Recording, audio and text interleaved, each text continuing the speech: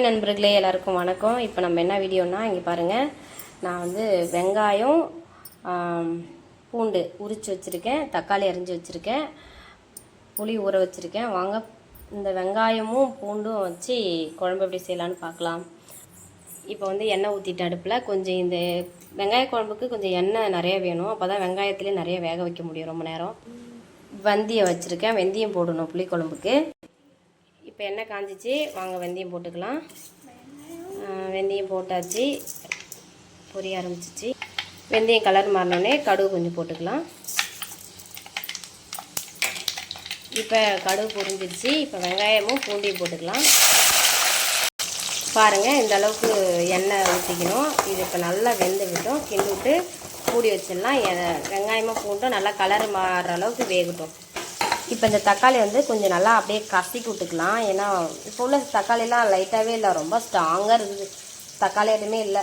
அதனால் இதை நல்லா கொஞ்சம் கசக்கி வச்சுக்கலாம்.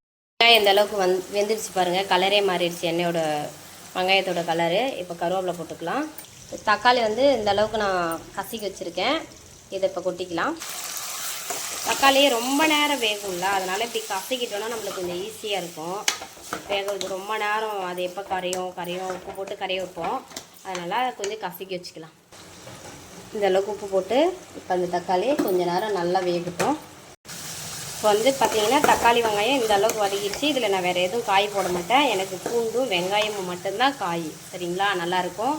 இப்போ புளி கரைச்சி வச்சுருக்க புளி ஊற்றிக்கலாம். இப்போ புளி கரைச்சி இருத்து வச்சு ஊற்றிட்டேன். இந்த புளியில் ஒரு செகண்டு கொதிக்கிட்டோம்.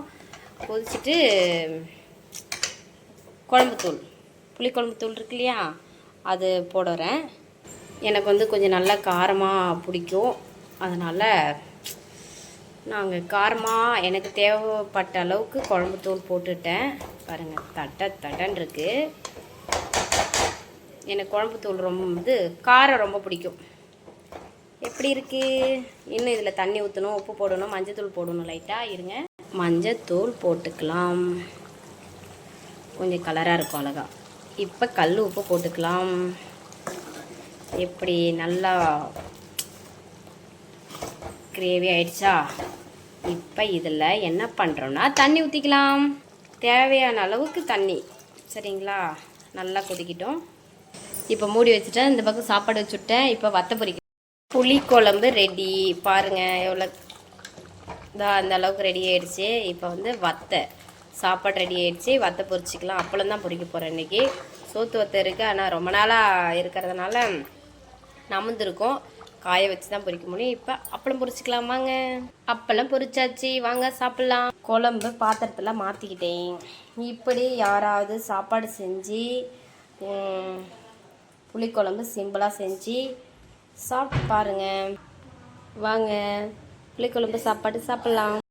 வாங்க சாப்பிட்லாம். புளிக்குழம்பு சாப்பாடு, புளிக்குழம்பு வத்தல் தொட்டுக்க வாங்க சாப்பிட்லாம். நான் புளிக்குழம்பு எப்படி வச்சேன்னு பெரிய வீடியோ போட்டிருக்கிறேன், பாருங்கள்.